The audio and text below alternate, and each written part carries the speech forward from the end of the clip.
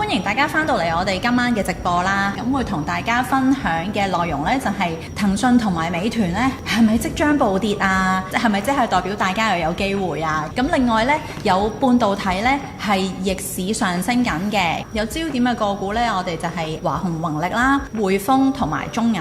另外呢，我哋新 join 我哋嘅朋友仔嘅話呢，記得要加入翻我哋一個免費資訊群組嚇。咁方法好簡單，就係喺畫面上面有個 QR code，又或者喺留言區嗰度呢有連結嘅，撳翻入去加入翻我哋呢個免費群組。Ron Sir 呢有好多嘅分析影片啦，又或者係直播嘅話，都會喺呢一個群組度優先公佈嘅。咁你唔想錯過任何 Ron Sir 嘅動向嘅話呢，咁就一定要加入咗呢個群組先啦。我哋今晚嘅主題啊，騰訊同埋美團點睇啊？係咪要大跌啦？我哋係咪可以把握機會上車啦？千祈唔好，千祈唔好。OK。唔知大家有冇聽過有啲身邊啲人叫你鬧科技股？如果你有聽過呢啲嘢咧，咁咪要三思啊！最近咧聽到好多朋友就喺度話：喂，真係可以把握機會喎！而家好平啊，騰訊啦、美團啦、小米啦，實在咧直頭係有親戚添啊！即係有親戚話：喂，小米真係可以入，我覺得佢一定會升。但係小米幾個月前、半年前都有話平嘅。我之前有聽過有個同學話佢同事啊，唔知叫佢買巴巴定騰訊啊，又係嗰啲大型科技股其中一隻。跟住我問佢：咁你同事係用乜嘢原因同你解釋要買呢隻呢？係咯，有冇根據？冇㗎，聽人講㗎咋。咁然後佢又真係聽咗佢同事講，然後就唔記得小米定騰訊啊，又係蟹貨咁。我發現呢啲 case 好似都好 common，就係你聽某人一係親戚，一係同事，一係你身邊啲人講，佢通常就係講冇一個確切嘅原因。咁又聽咗人講，然後買完就蟹貨。我諗好多人科技股蟹貨都係因為呢啲原因。咁但係投資你唔係聽人講兩句就入市啊嘛。其實嚴格嚟講，我唔係信我自己，我係信數據。我比較信一啲客觀嘅事實，我唔係好信一啲主觀嘅意見。但客觀嘅事實係講緊真係有啲大戶真係用真金白銀連續幾個禮拜、一兩個月去掃呢隻嘢，每次回少少就掃，呢啲係客觀嘅事實，或者趨勢有轉變、有合理嘅催化，即係呢啲係客觀嘅事實。見到某某資金流嘅數據，或者某某趨勢、某某見底形態，我將呢啲形態擺到我隻 AI 指標度，咁即係 AI 指標分析完百幾個數據條件，佢覺得大部分都中，所以佢出粒綠燈。咁呢個客觀嘅事實。咁而你可以睇翻700啦，其實佢近半年咧都冇出過任何嘅綠燈啦。你見到佢上年出綠燈咧，都係講緊上年8月、9月嘅事。咁呢度出咗3粒嘅，當時呢啲位咧由550幾蚊啊，一升就升到670幾蚊，升咗100蚊。咁但係你見到自從見頂以嚟咧，呢大半年啊，佢下邊一粒綠燈都冇。咁所以你話呢啲咪叫客觀嘅事實咯？佢中間有好幾波反彈10%，反彈10%，炒龍蝦反彈10%。其實呢啲好多波嘅反彈，咁好多人喺呢啲死貓彈入邊去撈底。咁但係你見佢一粒綠燈都冇，呢個係客觀嘅事實，話俾你聽，有條件係唔中噶嘛。咁所以好多人話蟹貨，或者聽某人講而買咗股票，你見到呢啲反彈就好心急衝入場。咁呢啲係非理性，或者叫情緒化，或者叫做一個主觀嘅投資法。咁你見到而家呢一刻騰訊有冇綠燈呢？係冇嘅。點解冇綠燈呢？因為呢度呢，其實佢係有資金流出啦，陣間可以睇下個資金流，同埋喺個趨勢上，你見到呢度跌穿咗條上升軌啦。咁呢度係一啲利淡嘅形態，甚至乎呢個其實係一個叫做反向收縮嘅形態嚟嘅。係呢個就係嗰啲危險嘅形態咯。而且呢個形態嘅一個向下突破點呢，喺尋日跌穿咗。咁所以目前嚟講係幾差嘅。而你見到佢就係一粒綠燈都冇啦。咁所以你話點樣防止唔好蟹貨，唔好鬧錯貨呢？就係首先你唔好相信一啲主觀嘅意見，即係某人講啲咩，你要相信客觀事實。客觀事實就係資金面負面，形態係利淡嘅，呢啲係客觀嘅事實。咁所以騰訊目前嚟講，啱啱跌穿咗呢個叫做利淡嘅形態呢，其實係幾危險嘅。咁所以 Ron Sir，我哋有好多同學仔其實嗰個成績做得好好嘅，有用到 AI 指標，都幫到佢哋呢，可以避開咗好多錯誤嘅時間做錯誤嘅決定，令到佢哋可以賺錢賺得咁叻。咁所以呢，嚟到呢一度呢，我哋都好建議大家報名我哋嘅 AI 指標嘅分享會先。你喺畫面上面掃咗呢個 QR code，又或者喺留言區嗰度呢，撳翻個連結去報名翻個免費分享會先。最主要呢，就係幫到你去避開一啲情緒或者係市場雜訊嘅陷阱，咁令到你咧可以好冷靜、好理性咁樣去做到一啲嘅投資部署嚇。而另外一隻類似嘅就係美團咧，其實佢個形態都係幾差下。係。最主要嗰樣嘢，你見唔見到佢又係呢啲形態，同埋今日啱啱跌穿咗呢條上升位，即係你要鬧，你唔會揀呢啲利淡形態去鬧。一跌穿呢啲點位咧，基本上佢會再有一波嘅跌落。而你可以睇翻成個大周期嚟講咧。咁啊，美團係幾時見頂呢？係24年嘅10月啦。咁你見佢呢2年期間呢，乜都冇嘅。又係客觀嘅事實。最多人中伏美團係幾時中呢？就係25年嘅年頭。係。因為當時呢度美團反彈咗2-3個月嘅，反彈咗4成。咁好多人就覺得，反彈4成，反彈咗3個月，應該冇死啦。身邊啲人又開始話鬧美團啊，親戚朋友鬧美團。結果呢，再跌多1年。咁呢啲就係一啲叫做情緒化嘅操作，或者叫做一啲主觀嘅意見。你覺得反彈咗3個月，你覺得係見底，呢個係冇一個統計學嘅根據噶嘛。咁所以呢啲就叫做客觀嘅意見，一粒綠燈都冇，因為冇足夠嘅資金流入，呢啲全部散戶炒上去嘅，見底形態任何都冇嘅。因為當時呢度呢，其實呢個形態係疑似見底，但係佢冇突破。咁所以呢啲因素全部都不命中嘅時候，咁自然佢個客觀嘅事實就係佢唔會有任何嘅綠燈，就算佢反彈4成都好，冇綠燈就冇綠燈。咁呢啲嘅係客觀嘅事實，唔係主觀意見咯。咁你望翻最近期幾次反彈，全部都係陷阱，全部冇綠燈。或者近期3月尾嘅時候都反彈過一波嘅，當時講緊一日升咗10幾%，咁又係好多人見到一日升10幾%，覺得係咪見底啦？感覺上好似 OK 喎，都係冇綠燈嘅。咁而家又再破底啦。咁近期少少6月頭啊，6月頭呢2日咪又係反彈咗10幾%嘅。咁但係好可惜地呢，都係冇綠燈嘅。而且佢而家建立緊嘅形態就係一個利淡嘅形態，啱啱跌穿咗個點位，咁有機會再向下一步。咁所以美團、騰訊都係嗰啲，你客觀嚟睇嘅話呢，佢個形態係好利淡。咁只要佢再出少少冇咁利好嘅消息呢，就好容易有個藉口俾啲大資金沽落去。咁所以我預計呢，佢應該係嗰啲短升長跌嘅股票嚟。美團同騰訊都係。咁所以目前呢刻係未見底嘅。如果你數支持位呢，美團嚟講就係72蚊，但係我覺得佢跌穿72蚊嘅機會都好大，因為佢整固咗成個月，然後咁樣向下突破嘅話呢，一般嚟講都有機會係穿底嘅。咁至於騰訊嘅話呢，騰訊就有個短期反彈啦，咁但係反彈完之後又回落翻，下邊個支持位就420蚊。咁但係問題係有支持位都唔一定守得住啊嘛。咁所以420蚊係叫做第一重嘅支持位咯。咁但係落到420蚊，通常佢會有啲反彈。咁反彈完再破底咁樣啦。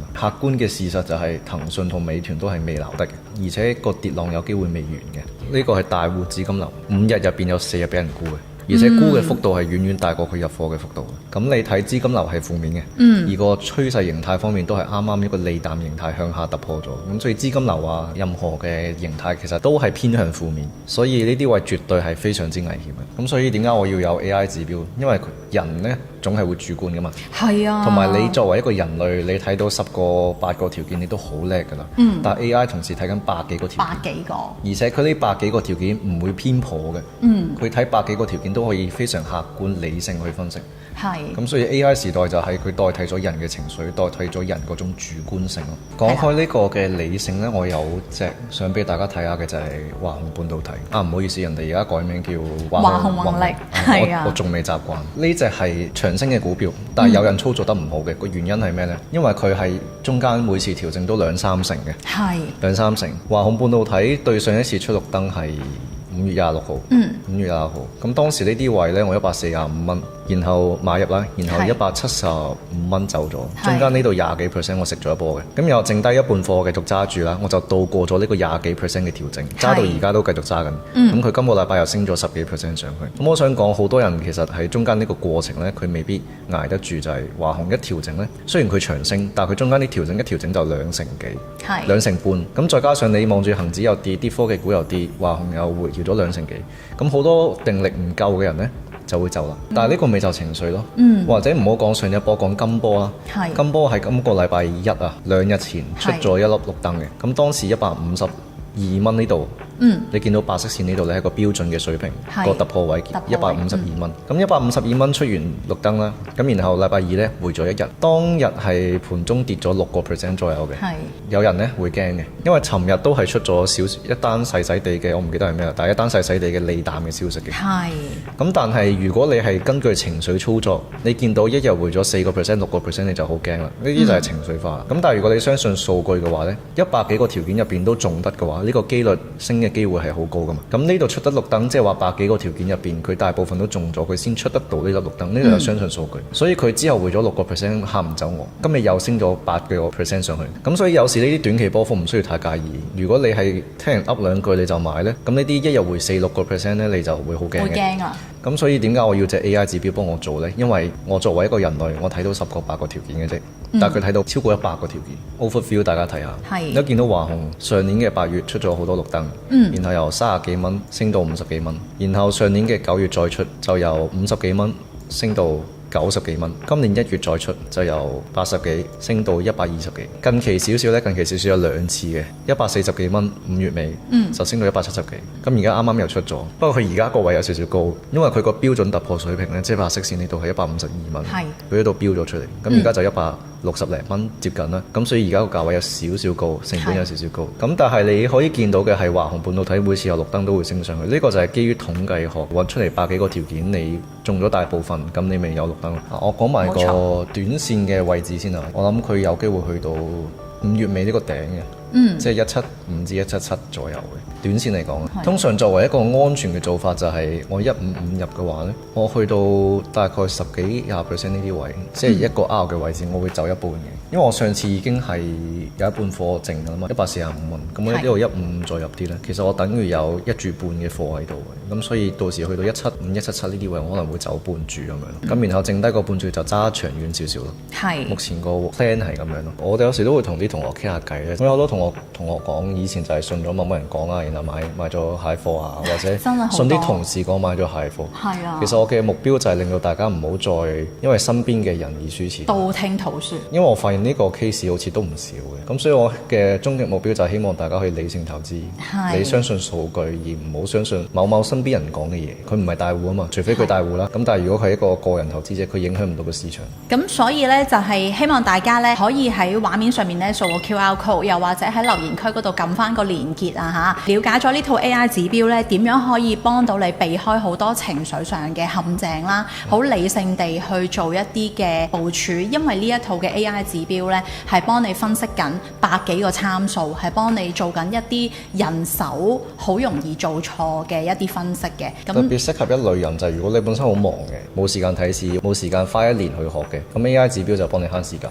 啱啱講嘅資金流啊、百幾個數據啊、趨勢啊、見底形態啊等等，都唔需要學噶啦，AI 幫你做晒。都分析咗華虹呢一隻呢，分析咗好多啦。嚟緊呢，我哋都有另外2隻嘅銀行股呢，都可以重點分析下。匯豐呢就可惜尋日開唔到 live，因為尋日算係最後一個靚位咯。係最後一個，應該近幾個月內嘅最後一個咯，唔係今年嘅最後一個。佢又係禮拜1出咗綠燈，禮拜1出綠燈嘅時候，呢條白色線係個標準突破水平。係當時144個半，咁然後而家就升到148蚊啦。咁即係話個成本高咗好多，咁所以目前嚟講就個成本太高啦。即係如果冇貨嘅話，呢個位有啲高嘅。咁但係匯豐呢，你會發現佢其實同中銀好似嘅一樣嘢，就係啲大資金一買就呢2隻一齊買。咁所以匯豐錯過咗嘅話呢，我就會等中銀啦。咁我哋望一望中銀有冇機會可以部署呢？中銀而家呢刻係冇，但係我覺得嚟緊呢1-2個禮拜有嘅。我原本係4月30號呢度有貨嘅，當時呢度出咗綠燈，財報後出綠燈，市場反應好。我45蚊呢度有貨，然後我揸咗2個月，揸到而家都繼續揸緊。咁我係成本上有優勢咁樣，咁所以我會揾位再去加中銀嘅。咁你見到而家呢刻佢冇綠燈，不過呢，佢如果橫行整固到1-2個禮拜，然後有啲突破轉勢，然後啲資金再吸貨嘅話，有機會嚟緊呢1-2個禮拜有綠燈。咁所以同埋我想講板塊層面呢，就啱啱你見到匯豐有綠燈，然後升咗啊嘛。係啊。咁作為同板塊嚟講呢，通常啲大戶中意中銀同匯豐2隻一齊買嘅。你有興趣你可以觀察下呢，中銀香港同匯豐呢2隻呢，過去嗰1-2年齊升齊跌嘅。咁所以對於我嚟講，如果匯豐係出綠燈，然後有資金流入係升嘅話呢，咁我就會望望中銀會唔會跟啦。即係呢個係板塊嘅趨勢。咁所以匯豐就升咗啦，個成本有啲高，但係中銀呢，嚟緊呢2個禮拜去等一等。而家呢刻未有信號嘅，不過可以等一等呢1-2個禮拜。講埋3988先，3988呢，目前係一個正常嘅調整嚟嘅，因為佢之前升咗好多，之前都講緊呢啲位呢，5個3啊。呢個突破水平係5個3毫3，一升到5個6。咁呢度升完之後佢要唞下嘅，咁佢就唔係嗰啲，你見佢未跌穿過紅色線，即係未跌穿過止蝕啦。嗰啲係屬於升完一波之後呢，佢要正常回調下。咁所以中國銀行係正常回調嚟嘅，而中銀香港呢，就等佢橫行整固完，睇下嚟緊呢2個禮拜有冇信號咁樣。咁都係嗰句啦，唔好聽某個人講啦，即係唔好聽我講啦，你要實際睇有冇客觀數據咯。佢唔係一定有信號，咁佢冇信號我唔會加貨嘅。我原本有半注貨有45蚊揸，但係加唔加嘅話，我要睇佢有冇信號啦。佢有信號我先加，冇信號就唔加，呢個理性嘅操作咯。咁而係你有貨喺手嘅時候，你嚟緊嘅做法會係點樣呢？Ron Sir？我嚟緊就會首先睇佢有冇下一粒綠燈啦。咁如果冇下一粒綠燈嘅話，我會睇佢會唔會有一個轉弱嘅跡象。咁你可以留意到，其實中銀呢50天線係一個幾強嘅支持位嚟嘅，特別係近期啦有個大 V 彈啦，你見佢跌穿50天線一日即刻 V 彈上去，咁即係話對於中銀嚟講，50天線係一個好強嘅 support。咁如果你有留意前1-2個禮拜嘅資金流呢，你可以見到特別係50天線呢2日呢，啲大戶就吸貨嘅。咁所以中銀嚟講一個關鍵嘅 support 呢，就係50天線。咁如果呢條50天線一直跌唔穿嘅，守得住嘅，咁就叫冇一個變差嘅跡象咯。咁如果守得50天線守到嘅同時，仲可以再有粒綠燈，咁就 perfect 啦。咁我就等緊呢樣嘢咯。如果見到中銀香港嘅資金流呢，今個星期係非常之正面啦。唔使睇嗰啲散戶資金流，睇大戶資金流啦，非常之正面。咁你見到中銀啦，好似近2日咁樣 high 新高挑戰完之後呢，衝高回落嘅，睇落好似唔係好夠力，咁但係你睇資金流極度正面嘅，咁所以有時你睇呢啲圖呢，你睇表象呢，其實係好多叫做假嘅息路，即係有啲人中意睇陰陽燭嘅。今日呢支咪叫射極之星，衝高回落，咁理論上係弱勢嘅，理論上啦。咁但係睇翻資金流非常正面嘅，呢啲咪即係啲大戶用啲傳統手法呃你嘅手段咯。咁所以中銀嚟講，其實或者銀行板塊嚟講咧，佢係近呢一個禮拜或者近呢2個月都非常之抗跌，逆市升嘅。咁呢啲係客觀嘅事實嚟。咁所以你話短期回調係有機會嘅，咁但係中銀或者銀行股唔會死咯，資金流都係好正面。佢一回少少啲資金就買翻上去，係非常之正面。咁今晚呢，好多謝大家同我哋一齊留到最後啊！相信客觀數據，唔好相信個人嘅意見，呢個就係今日嘅主題啦。咁我哋禮拜6再見啦，拜拜。拜拜。